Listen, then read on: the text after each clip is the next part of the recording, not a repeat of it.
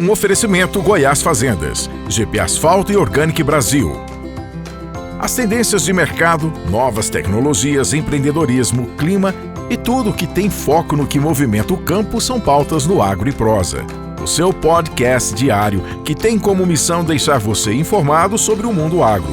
Divino Ronaldo conduz de forma descomplicada e interativa entrevistas com os maiores especialistas deste mercado. Então vem com a gente! Está começando mais um episódio do Agro e Prosa Podcast. O meu entrevistado de hoje será Yuri Pinheiro Machado, que é presidente da Comissão de Suinocultura da FAEG, Federação da Agricultura e Pecuária do Estado de Goiás. Ele é consultor de mercado da CNA e também da ABCS e é consultor na área de suinocultura. E o tema da nossa entrevista será o desempenho da suinocultura brasileira em 2022. Yuri Machado, faz tempo que a gente não proseia, hein? Tudo bem? Tudo bom, Divino, tudo bom?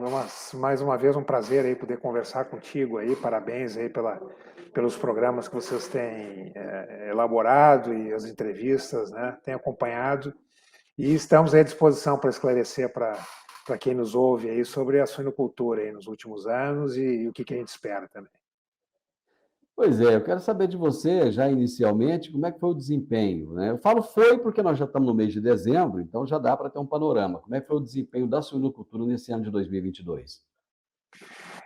Divino, para a gente entender 2022, é importante a gente verificar o que aconteceu nos últimos anos. É muito importante a gente saber por que a gente teve uma crise, né? A gente está agora, nesse momento, saindo de uma crise muito grande no setor, eu diria que uma das crises mais profundas e demoradas aí da história recente da suinocultura. E isso tudo começou lá em 2018, com o episódio de peste suína africana na China. Tá? O que isso tem a ver com a nossa situação de hoje?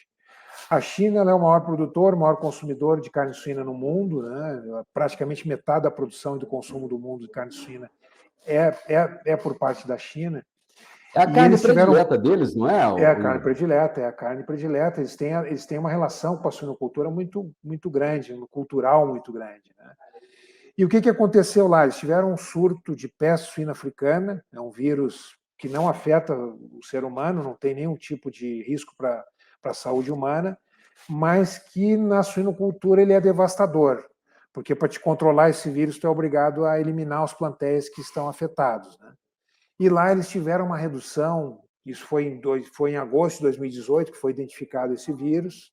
Eles tiveram uma redução aí nos últimos anos, já nos meses seguintes, no ano seguinte, de 40% do rebanho chinês, né? Isso é muito significativo, isso teve um impacto na redução de produção aí de mais de 10 milhões de toneladas lá no mercado chinês. Só para vocês terem uma ideia, o Brasil produz em torno produzia, né, nessa época em torno de 4 milhões de toneladas por ano, então é muito significativo. O mercado global de carne suína anual, a produção anual ele gira em torno de 100 e poucos milhões de toneladas, então foi muito significativa a redução de produção lá.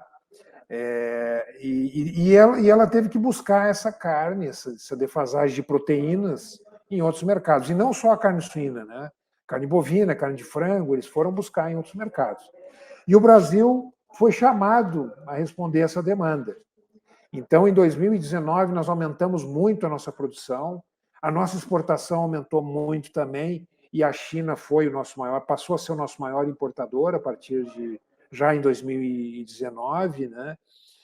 E esse crescimento do Brasil, a cadeia de suinocultura como uma cadeia muito longa, ele se deu de forma extremamente elevada. Então, 2019, 2020, 2021, nós crescemos nos últimos 3 anos mais de 20%, quase 30%, se a gente considerar o que a gente espera fechar ano de 2022, né? E o que aconteceu? A China, ela recuperou-se muito rápido, o rebanho dela houve uma recuperação muito rápida, eles não conseguiram controlar a doença, mas eles encontraram outros meios, e eles recuperaram esse rebanho com granjas mais tecnificadas. Isso teve um impacto não somente na recuperação da produção deles, mas no aumento da demanda de grãos também.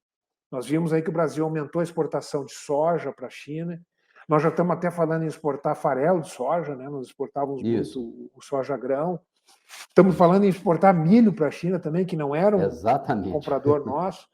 E também em função dessa recuperação do rebanho chinês lá, né? Eles passaram daquelas granjas de fundo de quintal para granjas tecnificadas, antes eles davam lavagem para o suíno lá, agora eles dão ração, então isso aumentou também a demanda, né? Mas o que aconteceu ano Parece que passado eles é fizeram que... grandes até em prédios, né, em andares. Isso, exatamente, se vocês entrarem na internet e pesquisarem granja, prédio de granja na China, vocês vão ver lá que é uma coisa fantástica mesmo, né? O que também é um risco, né? Porque na hora que entra uma doença numa granja dessas aí, o prejuízo é muito maior, né? Aham. E o fato é que, como houve esse travamento nas compras da China no ano passado, nós continuamos, é aquela história, a demanda veio na frente, nós conseguimos uma oferta que suprisse essa demanda, só que a nossa oferta continuou crescendo e a demanda travou, né, especialmente no mercado externo. O mercado interno sentiu a crise também em 2021, né, a questão do desemprego, a questão da desaceleração da economia, e aí o ano passado entrou 300 mil toneladas a mais no mercado interno em relação ao ano anterior. Isso fez com que o preço da carne suína despencasse no mercado, obviamente, o preço pago ao produtor também despencasse, e isso continuou em 2022. No primeiro semestre de 2022, nós tivemos ainda uma produção muito grande, né, uma disponibilidade muito grande do mercado interno. Nós tivemos um fato que em abril nunca tinha acontecido isso, a carcaça de frango ficou mais cara que a carcaça suína durante alguns dias pelo CPEA, né, pelo CPEA que mede esse indicador em São Paulo. Por que E o isso fato é que aconteceu, Yuri? isso aconteceu por excesso de oferta, né? Mas o que é a boa notícia disso, Divino? Essa oferta, ela aumentou, mas ela foi absorvida pelo mercado. Se criou canais de vendas que não Tá. tinham antes, né?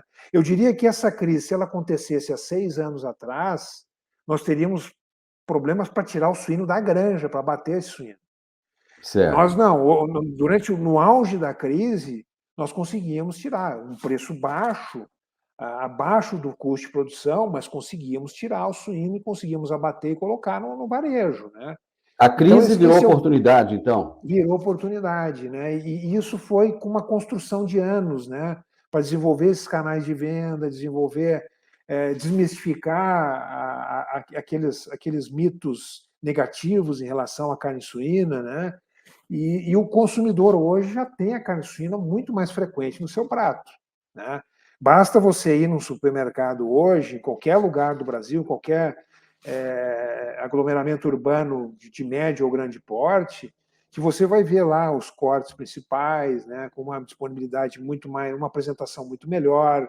Hoje tu já tem a carne suína mais frequentemente no churrasco, e não só como a linguicinha, né, mas a carne suína in natura, né? Por quê? Porque a carne bovina ela encareceu muito, né, Divino, nos últimos anos. E ela não vai mais baratear, a gente sabe que ela vai ficar num patamar de preço, né, descolou completamente, embora a gente perceba que está mudando o ciclo do bovino, né? Começou a crescer de novo a produção, a disponibilidade do bovino, ele deve cair um pouco o preço ano que vem. Mas o fato é que a carne suína hoje ela olha muito mais para a carne de frango como concorrente do que a carne bovina, né? Ela virou uma carne muito mais barata, muito mais atrativa, uma carne mais prática. Antes a gente nem Isso achava no também... supermercado, né, Yuri? Antes a gente achava em não, eu achava açougue, lá o pernil... você tinha que comprar um pernil gigante, né? Exatamente. Exatamente. E isso é um trabalho do setor também, né, Divino? Um trabalho de anos, desenvolvendo os cortes, trabalhando junto ao varejo, junto aos frigoríficos, né, para que a gente conseguir. E o fato é que o consumo per capita de carne suína no Brasil hoje ele está beirando 20 quilos. Isso aí nós vamos falar mais adiante, né, mas esse é Na um última ponto que conversa nossa, você me falou de 16 quilos. Pois é, E justamente. você ainda falou, olha, se crescer 1 quilo por habitante ano, o setor quase que entra em colapso. Quer dizer, nós subiu 3 quilos, então. Subiu 3 quilos nos últimos 4 anos, praticamente, né? Então, assim, a gente tem que enxergar isso como um patamar novo, na verdade, da suinocultura. Ela mudou de patamar, já é uma carne Não é mais aquela carne só de festa, né? Digamos assim, é uma carne do dia a dia. E ao mesmo tempo, né, alguns analistas dizem que em 2028 a gente deva passar o consumo per capita de carne bovina no Brasil. Isso seria um marco histórico, né? A carne bovina, que já foi a mais consumida alguns anos atrás, né, uns 10, 15 anos atrás, depois foi ultrapassada pelo frango, né? O frango é a carne mais popular hoje, né?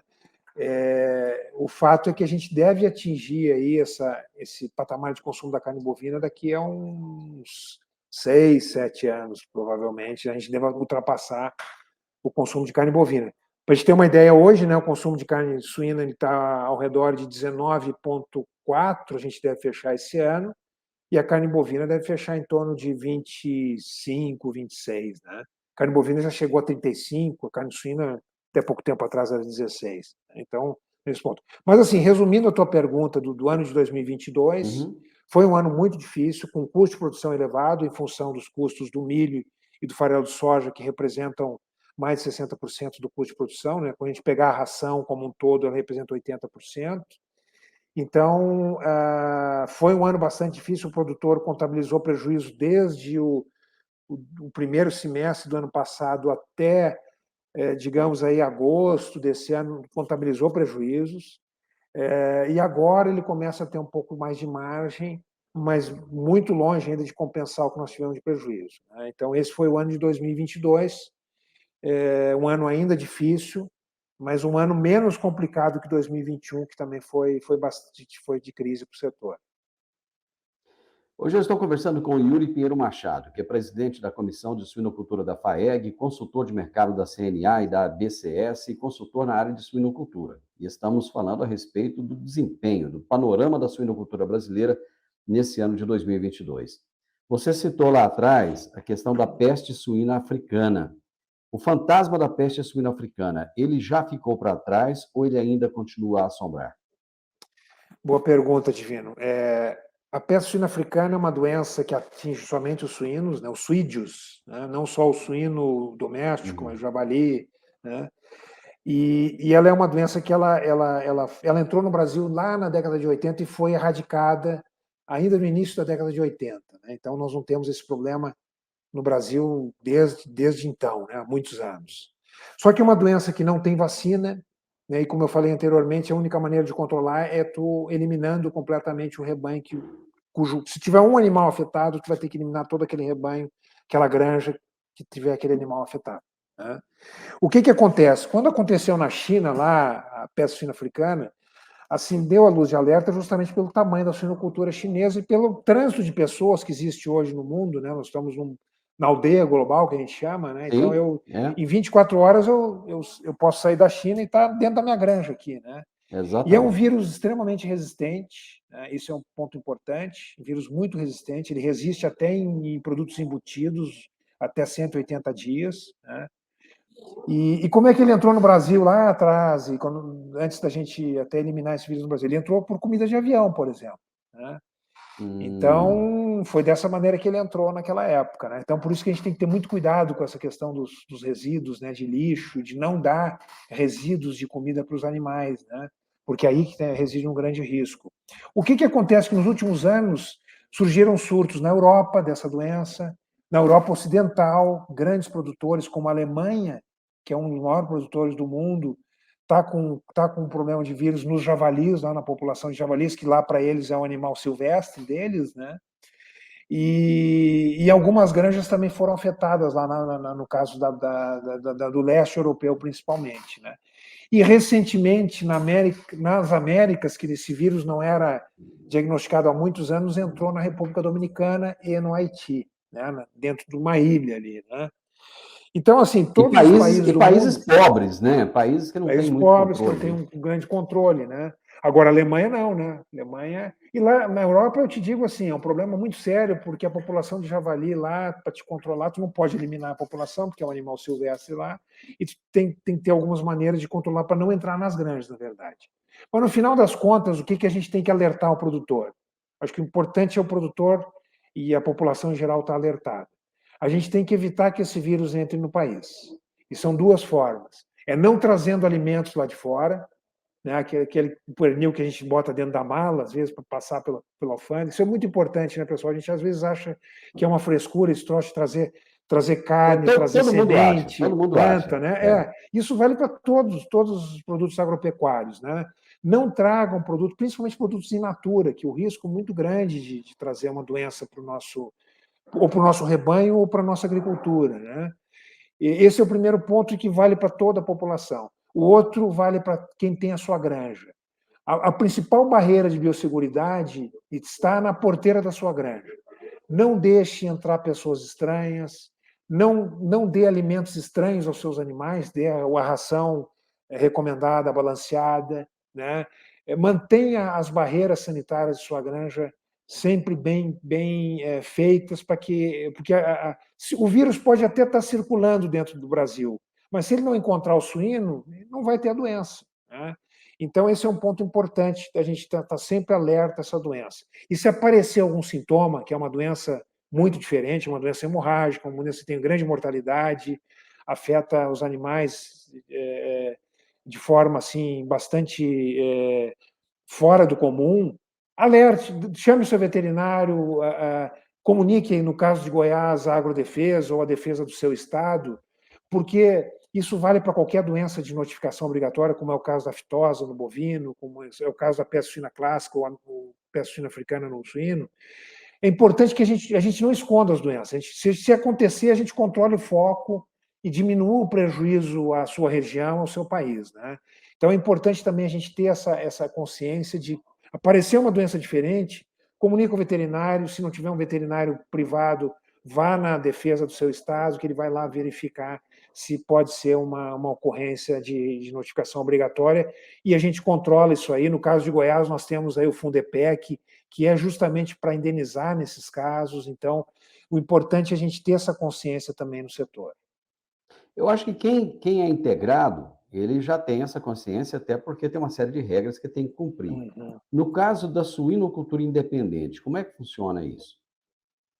A suinocultura independente, de qualquer forma, né, Divino, ela tem um controle, ela pode não ter o controle da indústria que ela fornece, mas existe um controle dos órgãos estaduais também, né? Ela tem que emitir GTA para comercializar seus animais, ela tem que emitir um boletim sanitário para ir para o abate, esse boletim sanitário tem que ser assinado por um veterinário, então algum tipo de acompanhamento veterinário as granjas tecnificadas têm que ter, né?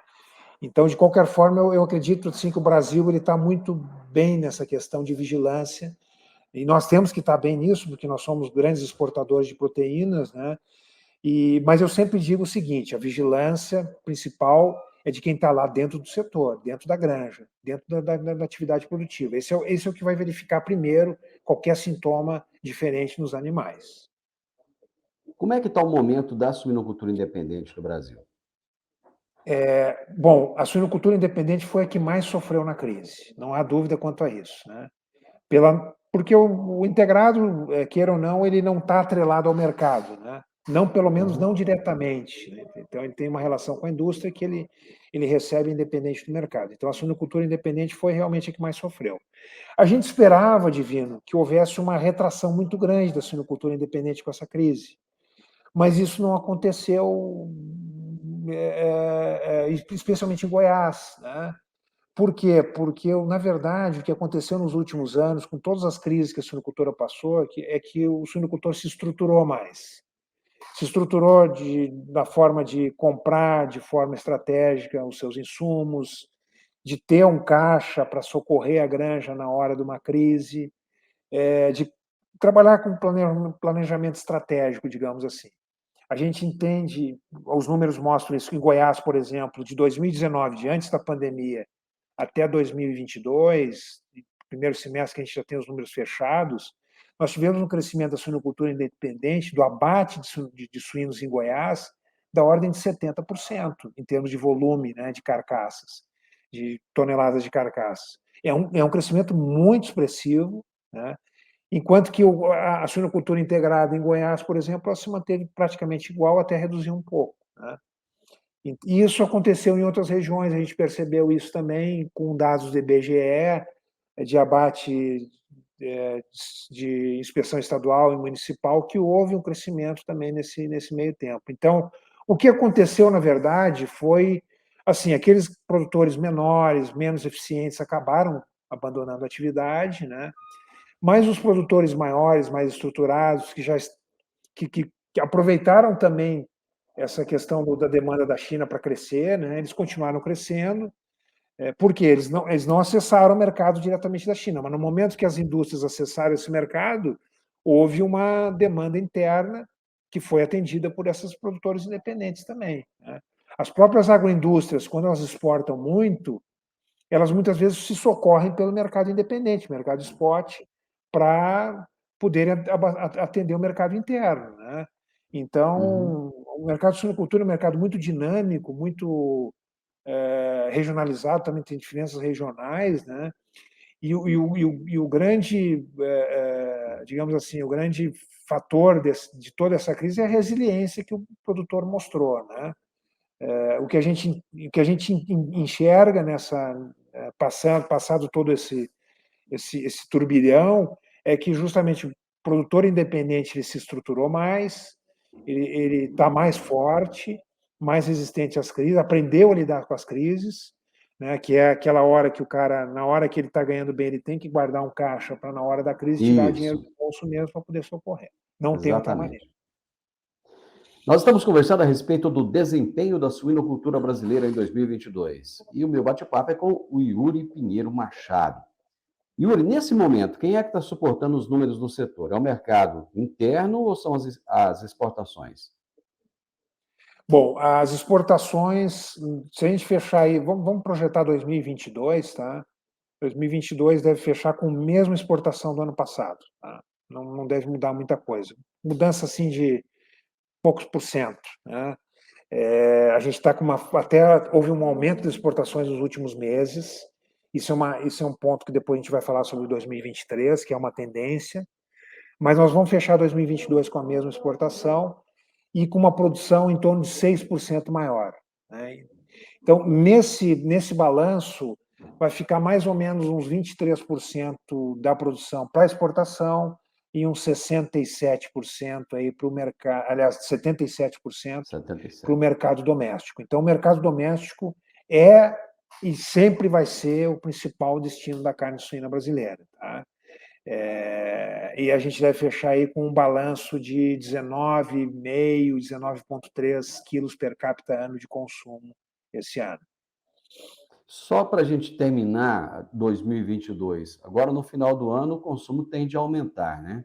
Sim. Tende a aumentar, só que esse ano a gente não teve uma bolha ou uma subida muito grande como teve nos anos anteriores, tá? Em função de que existiam alguns estoques maiores também, né, tanto nas indústrias quanto no varejo, mas sim houve uma reação dos preços. A janela, digamos, de reação de preço foi um pouco menor. Isso é uma tendência natural. No momento que uma atividade ela vai ganhando mais corpo, ela começa a ter mais estabilidade, ela fica menos sujeita a essa sazonalidade, né? Uhum. Então, isso que a gente já observou em 2022, houve, obviamente, está havendo agora uma maior demanda em relação aos meses anteriores, mas um gap menor do que existia em anos anteriores. Correto. E os desafios para 2023, quais são os principais? Bom, o primeiro desafio é custo de produção, ele continua em alta, a gente está vendo aí as cotações do milho, da soja, nós vamos ter claro, vai depender do clima, né? Uma safra recorde é o que se espera para o ano que vem, tanto da soja quanto do milho. Só que o milho é uma commodity de risco no Brasil, né? De produção, porque 75% da produção do milho é na segunda safra. Então nós temos que esperar o clima nos ajudar lá até abril, né? Vai Maio. depender do Laninha, né? Exatamente, exatamente. Temos que ficar de olho no clima, né? Se o clima nos ajudar, vai ser uma safra espetacular. Vai ser uma safra espetacular, mas a demanda mundial também vai ser espetacular, né? Por Espetacular. quê? Porque a Ucrânia, a gente está vendo aí, vai ter problemas, né? A gente vai Uhum. cobrir parte dessa demanda que a Ucrânia não vai poder atender no mercado internacional, então a gente também vai exportar mais milho. Então a gente não espera uma baixa dos custos de produção ano que vem. A gente Uhum. espera uma estabilidade nos custos de produção, que já seria uma grande coisa. Mas a suinocultura ela diminuiu o ritmo de crescimento, esse é um ponto importante. Eu tinha falado para vocês que nós tínhamos crescido aí em torno de 20% em 2 anos. Para o ano que vem, a gente espera crescer a um ritmo que eu chamo de razoável, em torno de 4%, 5% na produção. Isso vai. Só que, por outro lado, a exportação deve aumentar. Nós já estamos com sinais de que a exportação está aumentando, porque a China teve um problema de mercado lá também, porque nessa recuperação dela houve uma queda dos preços, os produtores reduziram, eles reduziram em torno de 3 milhões de matrizes no ano passado, que é 1,5 vezes o rebanho brasileiro, qualquer reduçãozinha deles lá é um impacto grande, e eles agora estão precisando repor a carne que eles não produziram dessas matrizes. Então, por isso que eles estão comprando mais agora no final do ano, aumentou o preço da carne exportada também em dólar, e o dólar também está com uma cotação maior. Então, assim, nós devemos ter um crescimento de 4% ano que vem na produção, a exportação deve crescer próximo, eu acredito, próximo a 10%, ou seja, nós vamos ter uma demanda interna já maior em relação à disponibilidade, então o preço, acredito que vai ser melhor para o produtor. Eu acho que o produtor vai ganhar dinheiro ano que vem. Tá? Não vão ser margens espetaculares como foram em 2020. Não vão recuperar as perdas que ele teve em 2021 e 2022, mas eu acredito que ele vai trabalhar com margens. Né? Isso, voltando naquilo que a gente está comentando aí. Se a safra se concretizar e se o crescimento realmente se mantiver aí no que a gente espera, que é em torno de 4% na produção, e as exportações crescerem um pouco em relação a esse ano também. Existe uma cotação do dólar que vocês falam assim, essa é boa, essa é favorável para nós? Pô, que pergunta difícil de ver. o dólar, eu digo assim, ele alto, ele é muito bom para exportação, né? Ele baixo é muito bom para nós consumidores, né? E daí, obviamente, que ele tem uma menor pressão inflacionária, né? Eu deixo isso para os economistas responderem, mas a gente tem que entender o seguinte, que se o dólar estiver muito, muito caro, a pressão inflacionária é grande e é ruim para o mercado consumidor, né? O consumidor começa a retrair o consumo também, né? Então, eu acho que o dólar aí entre na faixa de 4,90 a 5,20, ele é bom, digamos assim, no patamar que nós estamos hoje, economia, eu acho que ele é bom para todo mundo. Tá? Se ele mantiver estabilidade nisso aí, a gente mantém uma exportação boa, uma atratividade para exportação boa, uma competitividade de exportação boa, e consegue manter a pressão inflacionária relacionada ao dólar. É óbvio que tem outros fatores que determinam a inflação, né? Mas é uma opinião de um veterinário, não é de um economista. Só para a gente finalizar, você acha que existem perspectivas de abertura de novos mercados para 2023 ou não? Boa. Na verdade, quando a China deu essa travada, a gente abriu alguns mercados novos na Ásia mesmo. Filipinas, Singapura, Vietnã. A própria Rússia começou a comprar um pouco mais, né? Porque ela tinha deixado de comprar, ela estava autossuficiente. São volumes pequenos, mas assim, um pouquinho aqui, um pouquinho ali, um pouquinho lá, a gente conseguiu compensar um pouco essa redução da China. Conseguiu pulverizar mais e depender menos da China. E existe um potencial grande em 2 mercados novos que o Brasil conquistou esse ano, que é Canadá, que é um grande produtor, exportador e importador, e o México, que é um dos maiores importadores. Tá? Abriram esses mercados, só que assim, tu abriu o mercado, habilitou plantas, todas elas em Santa Catarina, que tem um estado sanitário diferenciado, mas isso é um processo demorado para a gente realmente efetivar a venda para esses mercados. Mas são notícias boas, a gente deve pulverizar mais nossas exportações para grandes compradores. Outra coisa, com a retirada da vacina de aftosa, que Goiás agora é o ano que vem que retira a vacina, né? Isso nos amplia a área de estado sanitário melhor no Brasil.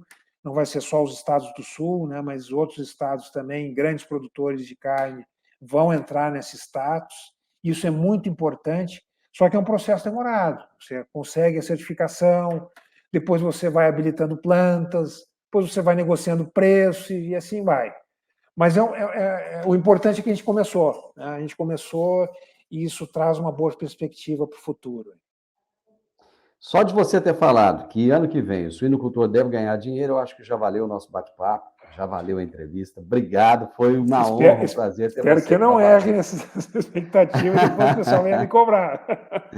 Não, mas não preocupa com isso, não. Se errar também, não é isso que vai mudar a realidade. As pessoas ganhar mais ou menos dinheiro. Meu amigo, um abraço para você. Obrigadão, um abraço, Divino. Sempre é muito bom conversar contigo e parabéns aí pelo trabalho desenvolvido junto ao Agro. Muito obrigado. Gente, eu conversei com o Yuri Pinheiro Machado, que é presidente da Comissão de Suinocultura da FAEG, consultor de mercado da CNA e da ABCS, consultor da área de suinocultura, e nós falamos sobre o desempenho da suinocultura brasileira em 2022. Você gostou desse bate-papo? Então compartilhe. Conhecimento só vale quando é compartilhado. Se você guardar, ele não tem valor. Compartilhe, deixe um like, deixe um comentário e se inscreva nesse canal, que é muito importante para nós continuarmos. Um grande abraço para você e até o nosso próximo vídeo. Tchau, tchau. Siga @agroeprosa no Instagram. Se inscreva em nosso canal no YouTube. Desfrute desse espaço para ficar por dentro de todas as novidades do agro no Brasil e no mundo. O podcast é um oferecimento da Goiás Fazendas, investimentos inteligentes e um universo fértil de oportunidades. O programa de hoje fica por aqui, mas voltamos amanhã com conteúdo especializado e muita parceria, pois se o assunto é agro, é sempre uma boa prosa. Até lá!